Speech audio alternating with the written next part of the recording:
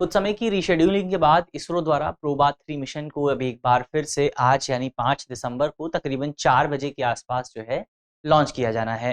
तो आज इस वीडियो में हम बात करेंगे कि आखिर ये जो मिशन है, ये मिशन क्या है, ये मिशन किस देश का है और आखिर इसरो इसको लॉन्च क्यों कर रहा है, इसके पीछे के क्या कारण है, ये मिशन इंपॉर्टेंट क्यों है, इस पर भी बात करेंगे। और इसके साथ साथ सूर्य की संरचना क्या है, उससे जुड़े क्या इंपॉर्टेंट बिंदु हैं, उन पर भी बात करेंगे। तो मेरा नाम है अक्षय और आपका स्वागत है दृष्टि आईएएस चैनल की इस नई वीडियो में। तो चलिए वीडियो की शुरुआत करते हैं और सबसे पहले वीडियो की रूपरेखा को एक बार समझ लिया जाए।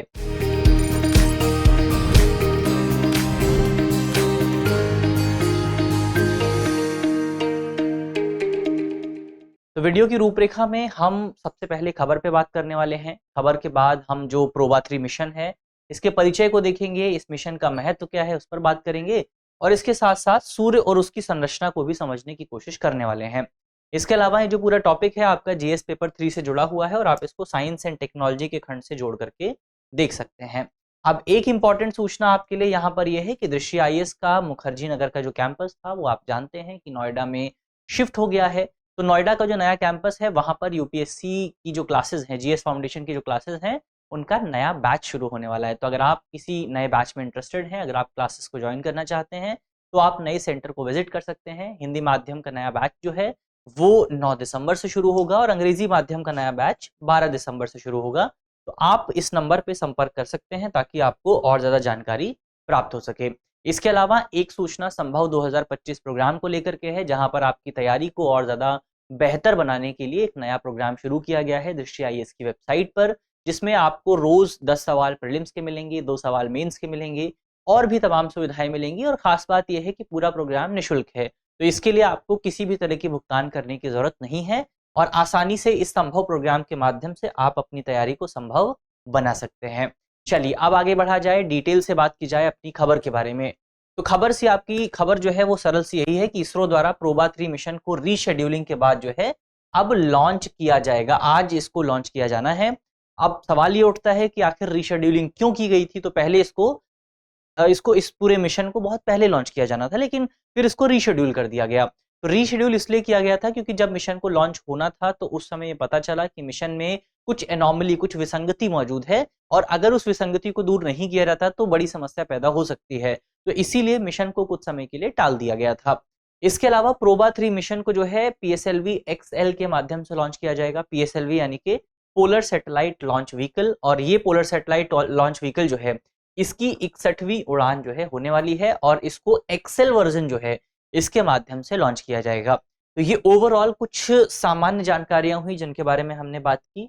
अब प्रोबा 3 मिशन के परिचय को एक बार अगर आप देखें तो प्रोबा 3 मिशन की खास बात यह है कि ये मिशन इसरो द्वारा लॉन्च किया जा रहा है, लेकिन ये मिशन इसरो का नहीं है। ये जो पूरा मिशन है, ये मिशन है यूरोपियन स्पेस एजेंसी का, यानी ईएसए। तो यूरोपियन स्पेस एजेंसी की ओर से सूर्य के वायुमंडल के सबसे बाहरी और सबसे गर्म हिस्से में से एक जो है, जो जहां पर आपको तापमान बहुत ज्यादा देखने को मिलता है, उस हिस्से जिसका नाम है सौर कोरोना, उसका अध्ययन करने के लिए इस पूरे मिशन को तैयार किया गया है यूरोपियन स्पेस एजेंसी की ओर से। ईएसए के प्रोब मिशन के समूह में नवीनतम सौर मिशन ये जो है आपका 3rd वर्जन है। इससे पूर्ववर्ती अगर आप देखें, इससे पहले भी 2 मिशन लॉन्च किए गए थे। प्रोबा 1 भी था।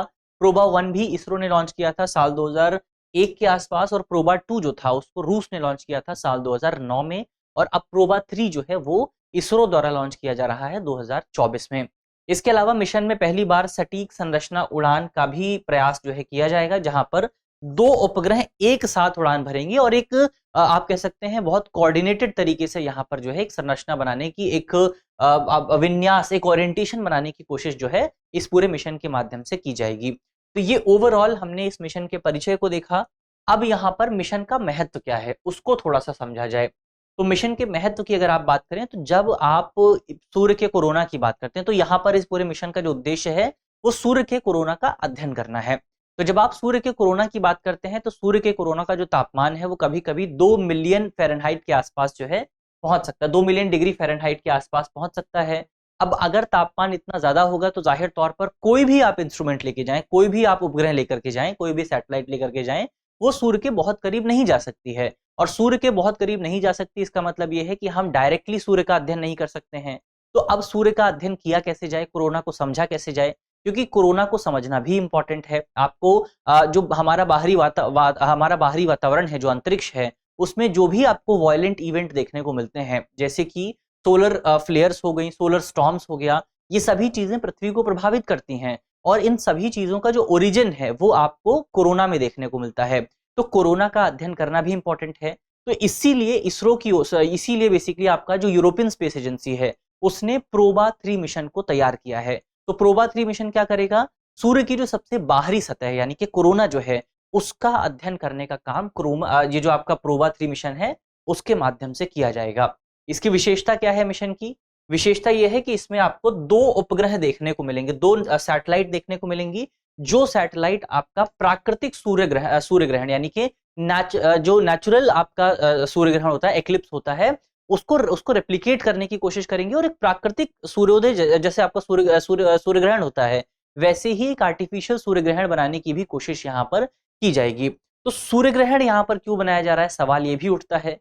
तो सूर्य ग्रहण की जब आप बात करते हैं तो इसमें क्या होता है कि बेसिकली आपका कुछ निश्चित समय के लिए सूर्य का कोरोना जो है उसका अध्ययन किया जा सकता है जब आपको सूर्य ग्रहण देखने को मिलता है। अगर आप एक साल की बात करें तो औसतन डेटा आपको ये बताता है कि एक साल के भीतर आपको 1.5 जो सूर्य ग्रहण है वो देखने को मिलते हैं। और ये जो 1.5 सूर्य ग्रहण है ये वैज्ञानिकों को 10 मिनट का पीरियड देते हैं कि वो सूर्य के कोरोना का अध्ययन कर सकें, लेकिन 10 मिनट का जो समय है वो काफी कम होता है। ऐसे में ये जो मिशन है आपका ये पृथ्वी की परिक्रमा करेगा और पृथ्वी की परिक्रमा करते हुए एक ऐसी संरचना का निर्माण करेगा जिसके माध्यम से आर्टिफिशियल जो सूर्य ग्रहण है उसका निर्माण किया जा सकता है और फिर सूर्य का अध्ययन करने के लिए, सूर्य के कोरोना का अध्ययन करने के लिए ये जो पूरा मिशन है ये वैज्ञानिकों को तकरीबन आपका जो है 6 घंटे का टाइम प्रदान करेगा। पहले कितना समय मिलता था? पहले मात्र आपको 10 मिनट का समय मिलता था, अब आपको 6 घंटे का समय जो है वो इस मिशन के माध्यम से मिल जाएगा। तो ये ओवरऑल इस मिशन का महत्व हुआ कि ये हमें सूर्य को समझने में मदद करेगा। अब सूर्य और उसकी संरचना की अगर आप बात करें तो सूर्य जो है वो भी एक तारा ही है, एक स्टार है और स्टार होने का मतलब ये है कि इसका जो निर्माण है वो हाइड्रोजन और हीलियम से बना हुआ है। तो हाइड्रोजन और हीलियम का एक विशाल गोलाकार पिंड है आपका सूर्य। इसका जो व्यास है, डायमीटर है, पृथ्वी के डायमीटर से 109 गुना ज्यादा है, लेकिन इसकी संरचना के कारण ये पृथ्वी से 4 गुना कम घना यानी डेंस जो है महसूस होता है। सूर्य केवल उस चमकती हुई गैस से नहीं बना है जिसे हम दूरबीन से देख सकते हैं, बल्कि इसमें पृथ्वी की तरह ही अलग अलग लेयर्स भी आपको देखने को मिलती हैं। जैसे अगर आप पृथ्वी की लेयर्स की बात करें तो उसमें आपको बहुत सारी संरचनाएं देखने को मिलती हैं और हर लेयर पर आपको अलग अलग तापमान देखने को मिलेगा। उसी तरीके से सूर्य में भी आपको स्ट्रक्चर देखने को मिलते हैं। टोटल 6 लेयर्स आपको सूर्य में देखने को मिलती हैं। एक हो गया, सबसे पहले बीच में होता है आपका कोर, कोर के बाद आता है आपका रेडियो एक्टिव जोन, फिर कन्वेक्शन जोन, फिर फोटोस्फेरिक जोन, फिर आता है क्रोमोस्फेयर, फिर आपका कोरोना। तो ये 6 जोन जो है वो आपको सूर्य में देखने को मिलते हैं। तो तस्वीर में यहाँ पर आप देखें ये आपका सूर्य हो गया, सूर्य की अलग अलग लेयर्स आपको देखने को मिलेंगी। कोर है, रेडियो एक्टिव जोन है, कन्वेक्शन जोन है, इसके अलावा आपका फोटोस्फेरिक जोन हो गया, फिर आपका कोरोना आ जाता है। तो अब यहाँ पर हमने सूर्य के जोन की बात की, 6 के 6 जोन यहाँ पर आपके सामने मौजूद हैं। इनके बारे में डिटेल से अगर आप बात करें तो सबसे पहले जो आपका बीच में आता है वो है कोर। कोर जो है, कोर सूर्य की समग्र ऊर्जा का स्रोत होता है। मेन जो आपका सोर्स है जहां से सूर्य की एनर्जी पैदा होती है वो है सूर्य का कोर। तो कोर में बेसिकली आपका निरंतर ऊर्जा का उत्पादन होता है और सूर्य के अंदर जो सबसे ज्यादा तापमान आपको देखने को मिलता है वो भी आपको कोर में ही देखने को मिलता है। कोर के बाद आता है रेडियो एक्टिव जोन।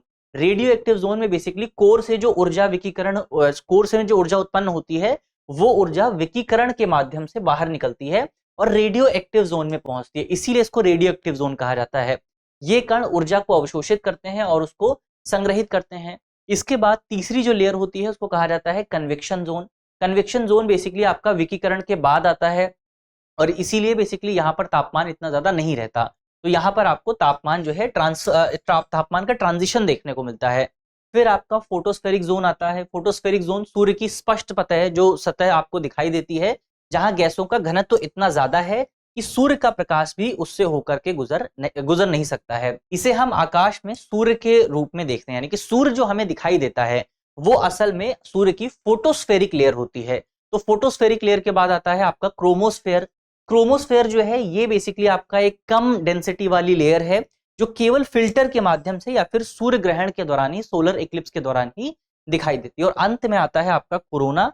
कोरोना आप कह सकते हैं सूर्य की सबसे बड़ी लेयर है और सबसे कम घनत्व वाली लेयर है, जहां से कोरोनल मास इजेक्शन भी आपको देखने को मिलता है, जहां से आपको सोलर फ्लेयर्स देखने को मिलती हैं, सोलर स्टॉर्म इसी की वजह से आता है।